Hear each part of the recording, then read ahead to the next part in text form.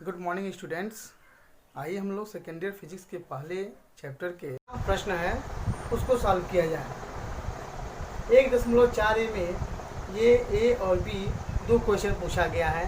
पहला क्वेश्चन जो पूछा गया है, किसी वस्तु का वैद्युत आवेश क्वांटीकृत है, इस प्रकथन से क्या तात्पर्य है। यानी किसी वस्तु का वैद्युत आवेश क्वांटीकृत है। मेरे प्यारे बच्चों, इसका मतलब होता है कि जो वस्तु का आवेश होता है वह पूर्ण गुणज में दिया जा सकता है। यानी अगर हम किसी पिंड को आवेश देते हैं तो वह पूर्ण गुणज के रूप में दिया जाता है। यानी मान लीजिए कोई वस्तु है और उसको हम आवेशित करते हैं, तो आवेशित करने के लिए इसका पूर्ण गुणज मतलब होता है कि जो इलेक्ट्रॉनों की संख्या होती है वह 1, 2, 3, 4 इस रूप में होती है। कभी भी वह फ्रैक्शन के रूप में नहीं होती है या डेसिमल के रूप में नहीं होती है। जैसे 0.7, 0.25 इस रूप में नहीं होता है। वो पूर्ण गुणज यानी +-1, +-2, +-3 इस रूप में होता है। जैसे मान लीजिए ये एक ग्लास रॉड है और ये सिल्क क्लॉथ है। तो अगर हम इसको रब करते हैं, रगड़ते हैं, तो इसमें से इलेक्ट्रॉन निकलते हैं और किस में जाते हैं, तो सिल्क क्लॉथ में जाते हैं।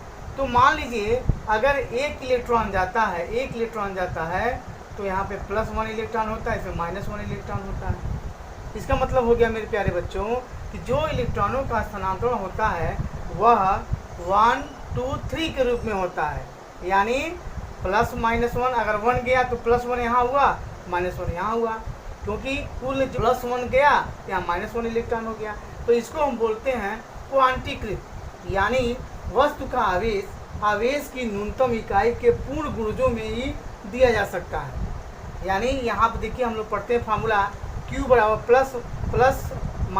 +-ni, अर्थात n की वैल्यू क्या होगी, +-1, +-2, +-3। इसी को बोलते हैं पूर्ण गुणज के रूप में दिया जा सकता है।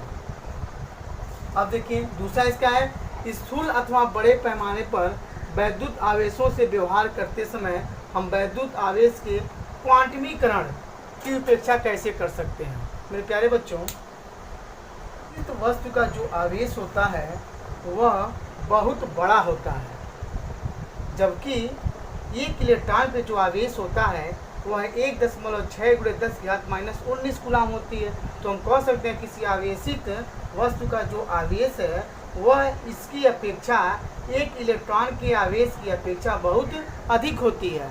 इलेक्ट्रॉनों का स्थानांतरण होता है, जब आवेशित वस्तु से इलेक्ट्रॉनों का स्थानांतरण होता है तो दिए गए इलेक्ट्रॉन की तुलना में इन आवेशों का जो मान है वह बहुत अधिक होता है। दिए गए ये ई प्राप्त होता है वह मूल आवेश है। प्रकृति में इससे छोटा कोई आवेश नहीं मिलता है। तो इसको हम बोलते हैं मूल आवेश। और मूल आवेश जो होता है उसकी एक है मूल आवेश की 1.6 × 10⁻⁻19 कूलाम। यानी इसकी मात्रा बहुत ही कम होती है। तो ये कह रहा है क्या क्वांटीकरण की उपेक्षा की जा सकती है। हाँ, बड़े पैमाने पर या स्थूल के पैमाने पर, जो पैमाने पर व्यवहार में आने वाले आवेश मूल आवेश की तुलना में बहुत बड़े होते हैं।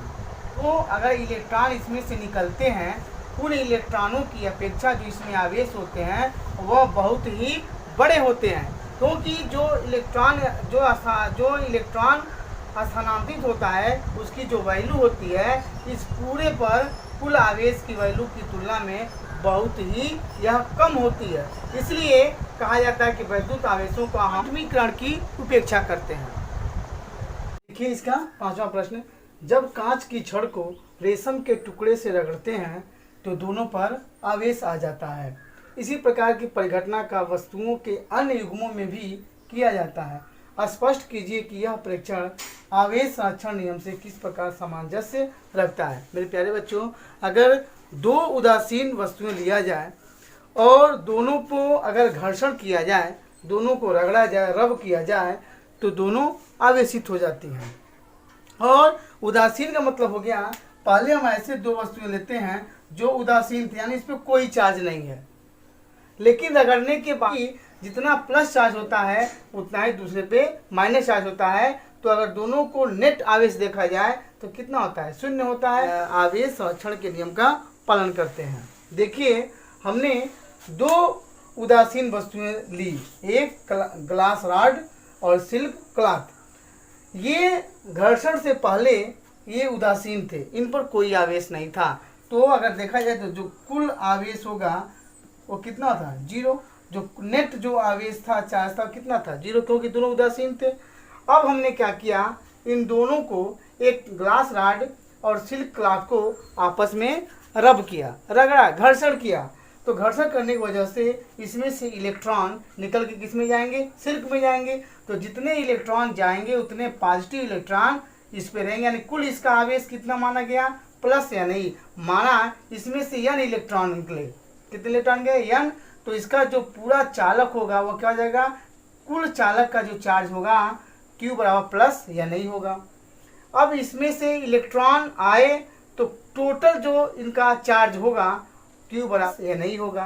तो जब ये दोनों आवेशित हो गए, यानी एक धन आवेशित हो गया, एक ऋण आवेशित हो गया, तो इसके बाद टोटल चार्ज कितना हुआ, कुल नेट चार्ज कितना हुआ, तो प्लस या नहीं और माइनस नहीं, जब जोड़ेंगे कितना हो जाएगा, 0। इससे यह स्पष्ट होता है कि जो आवेश है वह संरक्षण नियम का पालन करता है। मेरे प्यारे बच्चों, दो उदासीन वस्तुओं को अगर हम आपस में रगड़ते हैं तो वे आवेशित हो जाते हैं, लेकिन दोनों पे जो टोटल चार्ज होता है वह शून्य होता है।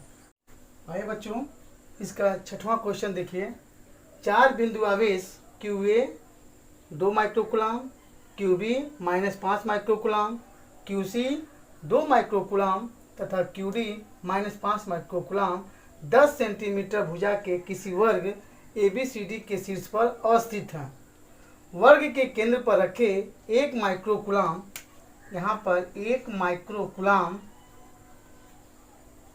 आवेश पर लगने वाला बल कितना है। यह एक वर्ग है और पूछ रहा है कि इसके केंद्र पर 1 माइक्रोकूलम का चार्ज है। इस चार्ज पर इन आवेशों द्वारा लगने वाला बल आपको बताना है। तो जो इस आवेश पे लगने वाला बल होगा इन सभी के सदिश योग के बराबर होगा। और यह एक वर्ग है, तो वर्ग के प्रत्येक जो भुजाएं दिया है 10 सेंटीमीटर, वे सभी आपस में क्या होंगी, बराबर होंगी। तो हम लोग चाहें तो इसको अलग अलग निकाल भी सकते हैं कि 2 माइक्रोकूलम के कारण 1 माइक्रोकूलम पर लगने वाला बल, यानी वैद्युत बल, ये आपको 10 सेंटीमीटर दिया है और ये भी 10 सेंटीमीटर है। तो आप क्या कर सकते हैं कि पाइथागोरस प्रमेय से इनके इस विकर्ण का मान निकाल सकते हैं। इस विकर्ण का मान निकाल करके उसका आधा कर देंगे तो OA निकल जाएगा। जो OA होगा वही OD होगा, वही OC होगा, वही OB होगा। तो हम अलग चाहे तो मान निकाल सकते हैं किस फार्मूले से, तो यह बराबर 1/4 pi epsilon not Q1 Q2 upon R² से। देखिए इसकी वैल्यू भर दीजिए कांस्टेंट पद की। Q1 होगा 2 माइक्रोकूलम, Q2 1 माइक्रोकूलम और इनके बीच की दूरी ये जो है पाइथागोरस प्रमेय से निकाल करके आधा कर देंगे तो ये निकल जाएगी। तो हम लोग ऐसे भी निकाल सकते हैं। लेकिन मेरे प्यारे बच्चों, इससे मैं आपको आसान तरीका ये है, आप उसको भी निकालेंगे तो वही वैल्यू आएगी जो आपको इस नियम से बताया जा रहा है। इसमें क्या है कि जो देख रहे हैं FA और जो FC है, यानी इनके द्वारा लगाया गया इस पर जो फोर्स है वह FC है और इसके द्वारा इस पर लगाया गया फोर्स जो है वो FA है। ये दोनों आपस में बराबर हैं, किंतु क्या है, विपरीत है।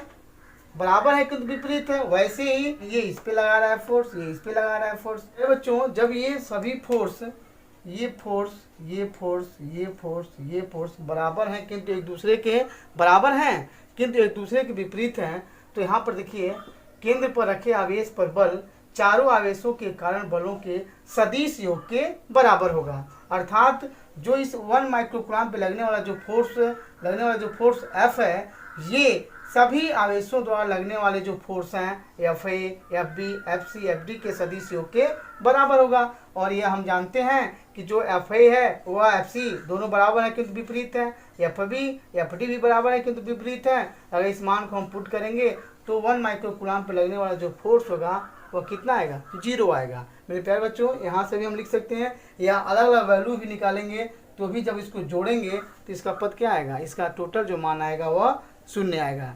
तो हम इस बीच से भी निकाल सकते हैं। 1.7 न्यूमेरिकल को सॉल्व करते हैं।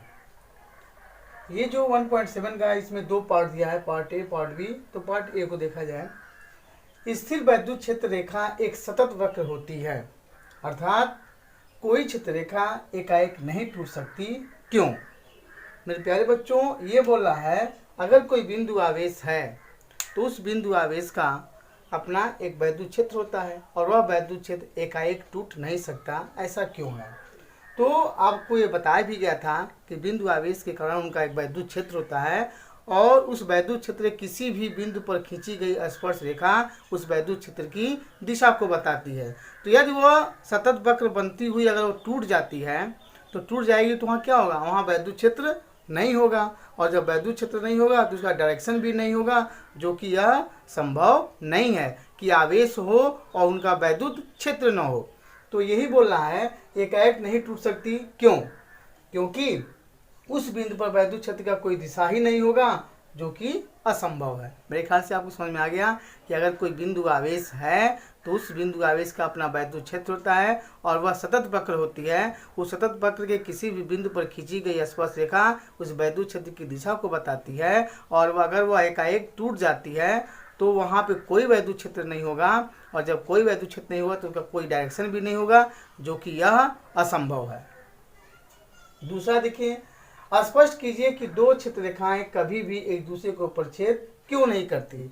जो भी आपका वैद्युत क्षेत्र होता है उसकी जो वैद्युत क्षेत्र की जो रेखाएं होती हैं, जो क्षेत्र रेखाएं होती हैं, वह कभी भी एक दूसरे को काटती नहीं है। अगर एक दूसरे को काटेंगी तो उस वैद्युत क्षेत्र की दो डायरेक्शन हो जाएगा, जो कि यह असंभव है। अर्थात इसलिए कहा जाता है कि वैद्युत जो क्षेत्र रेखाएं कभी भी एक दूसरे को परिच्छेद क्यों नहीं करती, क्योंकि इस स्थिति में कटान बिंदु पर दो स्पर्श रेखाएं खींची जाएंगी जो उस बिंदु पर वैद्युत क्षेत्र की दो दिशाएं प्रदर्शित करेंगी, जो कि असंभव है।